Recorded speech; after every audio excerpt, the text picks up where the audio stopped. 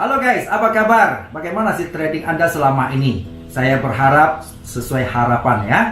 Oke teman-teman, melalui kesempatan ini saya ingin mengajak Anda untuk satu minggu. Mari kita siapin waktu sekitar 10-15 menit lah kurang lebih ya. Untuk apa teman-teman? Untuk merenung kembali bagaimana sih sebagai seorang trader yang sejati harusnya. Sebab apa? Sebab saya seringkali menemukan ketika seseorang terjun di dalam dunia trading, maka yang muncul dalam jiwanya adalah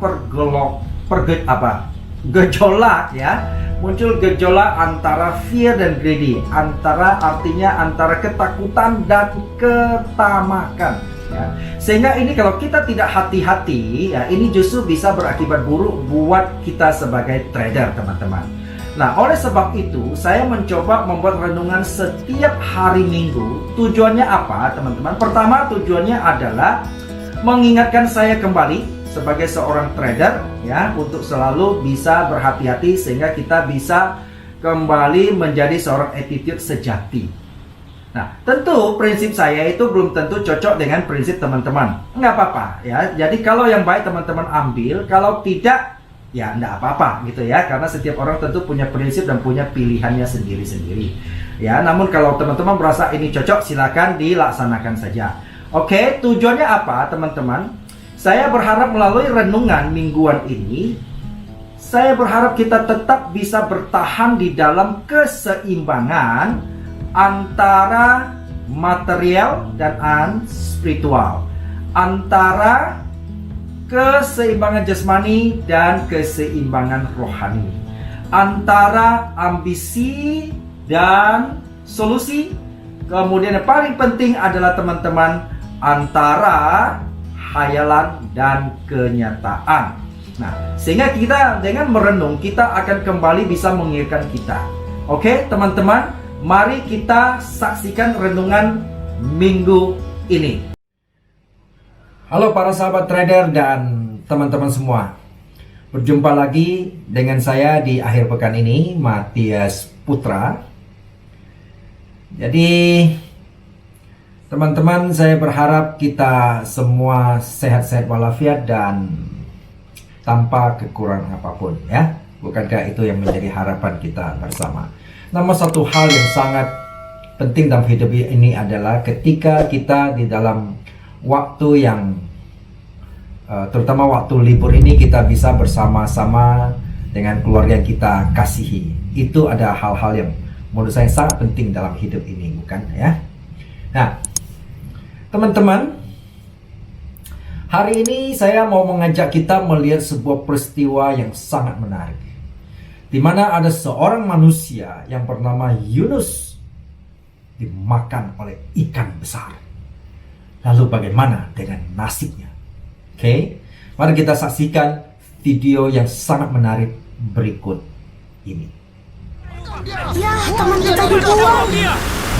Kau berteman dengannya? Yang tiga ini juga! Lemparkan mereka semua! Ayo!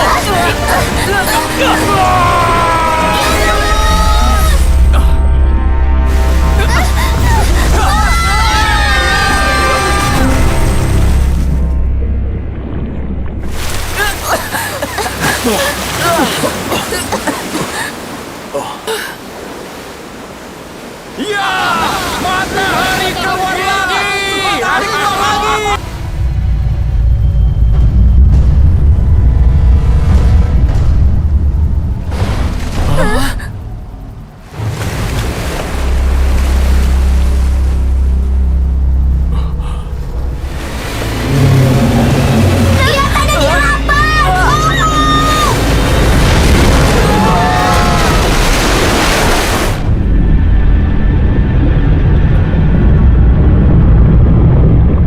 Gak habis pikir, bencana terus saja mengikuti aku.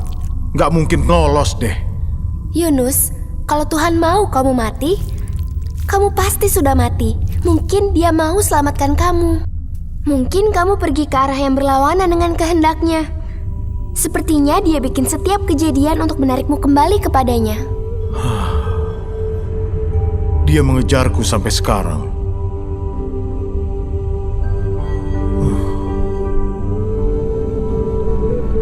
Dalam kesusahanku, aku berseru kepada Tuhan, dan Ia menjawab aku.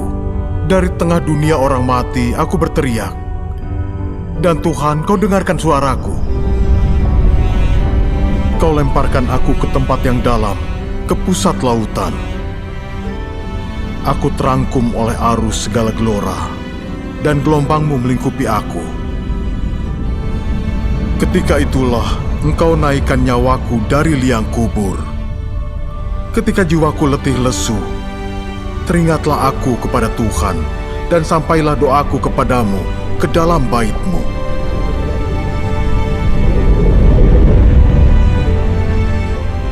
Mereka yang berpegang teguh pada berhala meninggalkan Dia. Tapi dengan ucapan syukur kupersembahkan korban kepadamu. Apa yang kunazarkan akan kubayar. Keselamatan adalah dari Tuhan.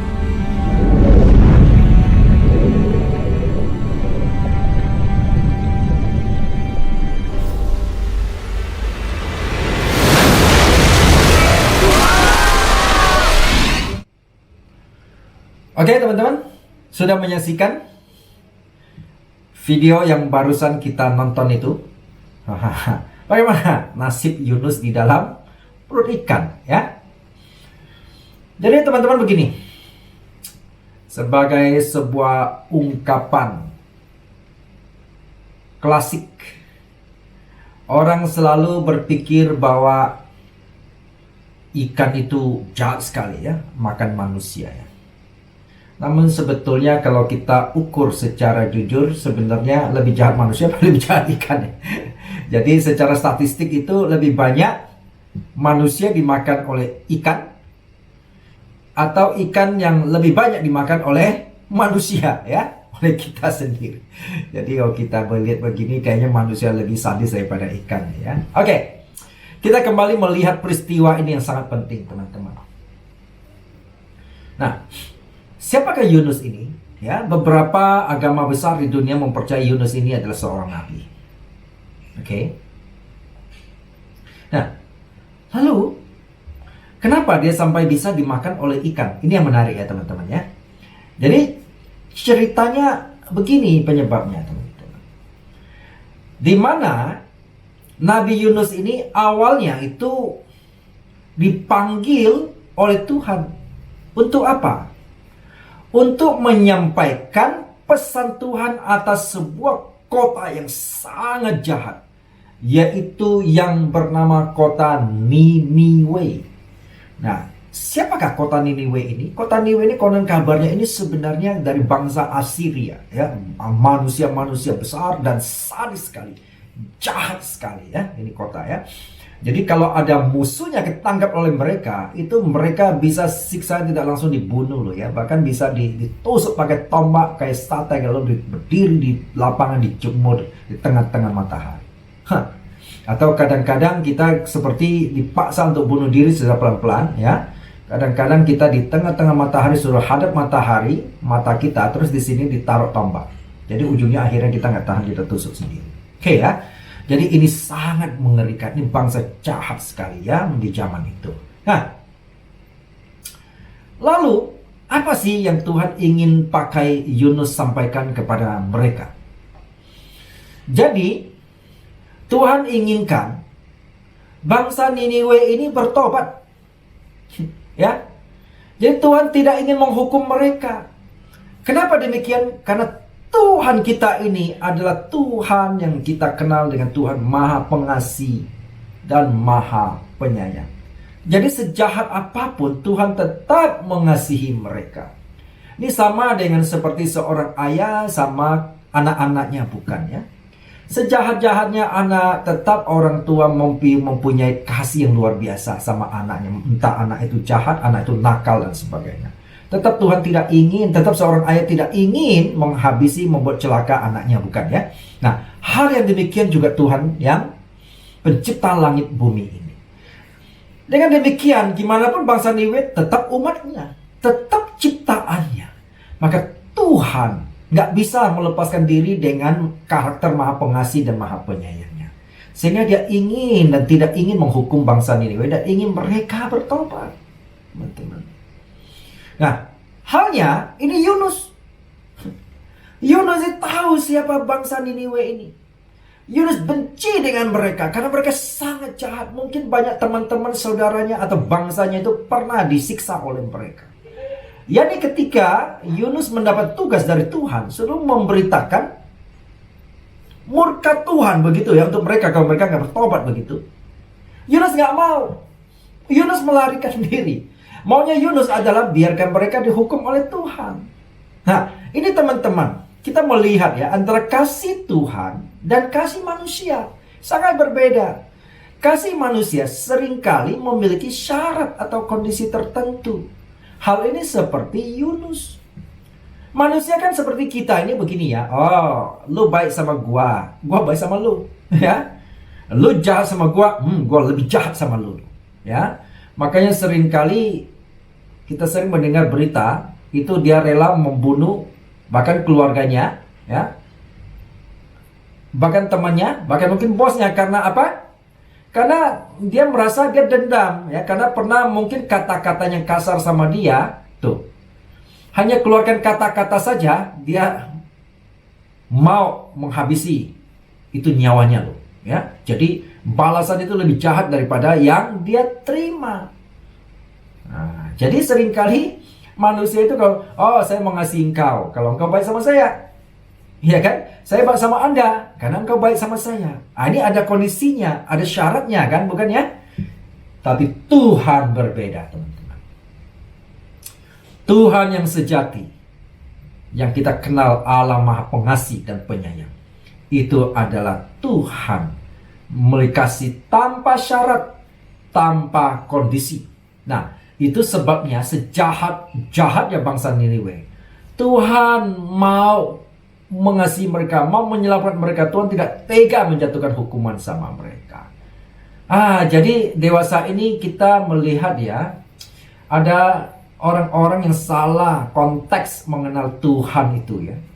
Sehingga ada orang mengenal Tuhan itu seolah-olah benci orang-orang yang di luar pemahamannya. Ini masalah ya kan.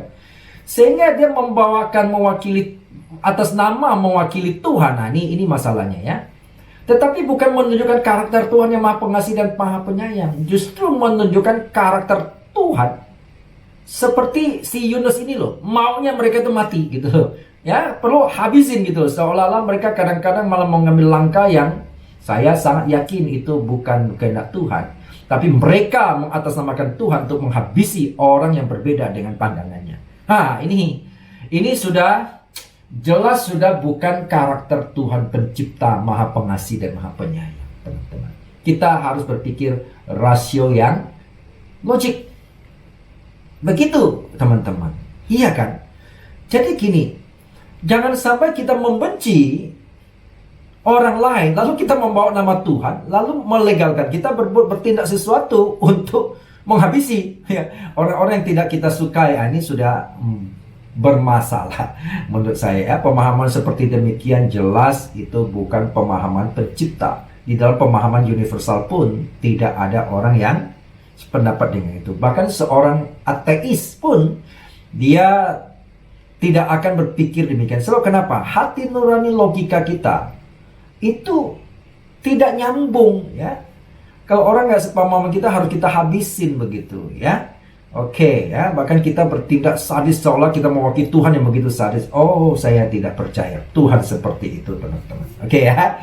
Nah, kalau Tuhan seperti itu saya ngeri gitu ya, mau saya datangin kepadanya ya. Oke, jadi oleh sebab itu teman kita kembali kepada ini ya, kepada Yunus tadi.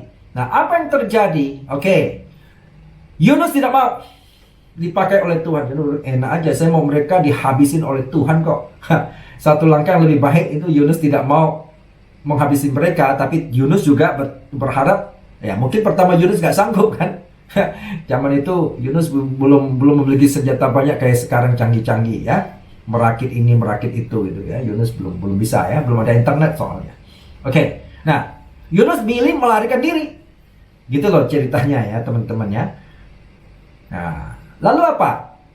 Oke, karena dia pikir dia bisa melarikan diri dari seperti kejaran aparat atau apa gitu. Enggak, tapi kali ini kan Tuhan ya.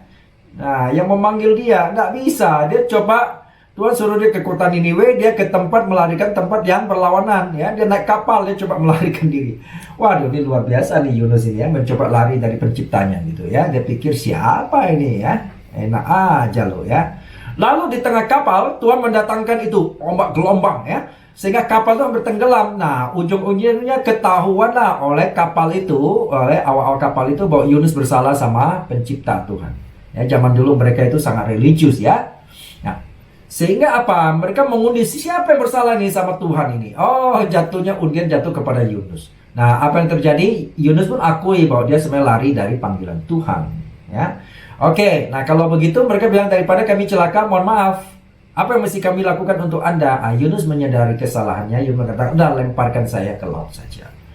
Nah, ketika mereka terpaksa melemparkan itu Yunus ke laut, apa yang terjadi? Ikan besar datang, menelan itu Yunus hidup, teman-teman.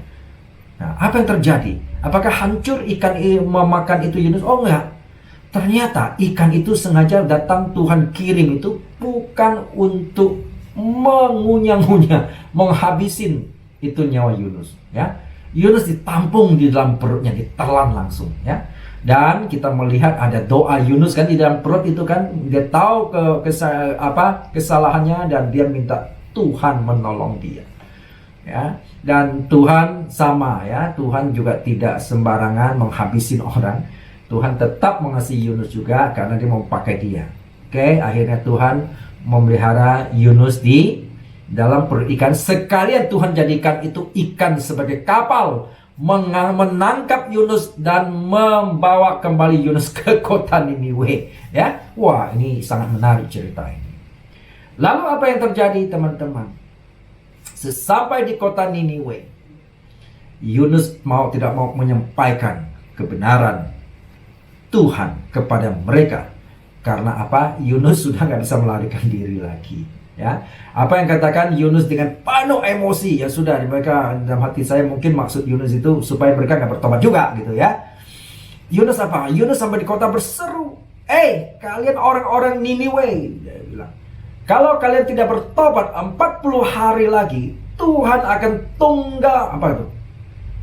tunggang balikan kota ini. Mau kamu hancurkan kota ini lah kira-kira ya. Nah, teman-teman, apa yang menjadi harapan Yunus? Harapan Yunus pasti, mereka cuek aja biar Tuhan hancurkan ini 40 hari lagi. Ternyata tidak loh. Nah, kita melihat ya, peristiwa itu ternyata ketika mereka mendengar kota itu, seluruh kota itu menyesal dan bertobat, menyadari kejahatannya. Sampai dikatakan raja-raja menginstruksikan harus setiap warganya, sampai bukan hanya manusia, sampai binatangnya pun harus ikut menyesal. Berpuasa, tak boleh makan dan minum. Termasuk binatang ya, nggak boleh minum, nggak boleh makan rumput apapun. Itu, ini di luar dugaan Yunus, ya kan? Waduh, nah kita tahu pada akhirnya apa Yunus Yusuf ketika mereka bertobat, Yunusnya yang menyesal. Nah, seringkali teman-teman kita ini berpikir Tuhan itu seperti yang kita pikir. Ya. Kalau kita nggak suka, kita berpikir Tuhan lalu nggak suka, gitu loh. Ya, ternyata ini terbalik, teman-teman. Tuhan tidak seperti hati kita merasa, tidak seperti mata kita memandang. Tuhan memandang dengan penuh kasih sayang. Ya. Manusia memandang seringkali orang yang tidak disuka dengan sebuah kebencian, tapi Tuhan berbalik, gitu ya. Tuhan terbalik, sehingga kita melihat ini peristiwa yang sangat menarik. Jadi teman-teman, ketika Tuhan ingin menjadikan kita sebagai alat, adalah menyampaikan kasih Tuhan, bukan menyampaikan kebencian Tuhan. Karena Tuhan nggak punya rasa benci sih ya. Tuhan itu sempurna ya. Tuhan itu nggak seperti kita gitu ya, yang penuh dengan natur dosa, benci gitu ya. Tuhan itu penuh dengan cinta kasih, teman-teman. Jadi marilah ya, harusnya kita sebagai alat Tuhan ya, kita terus harusnya menjadi terang, menjadi bermanfaat, menyatakan kebenaran Tuhan itu dengan penuh kasih, bukan membawa murka Tuhan dengan penuh kebencian. Itu bukan karakter Tuhan. Oke? Teman-teman, semoga renungan wisdom minggu ini bisa membuat kita berpikir kembali siapa diri kita, siapa Tuhan pencipta kita yang penuh kasih tanpa kondisi. Oke? Salam ketemu di minggu depan ya untuk renungan wisdom yang akan datang. Oke? Salam sukses ya buat kita semua.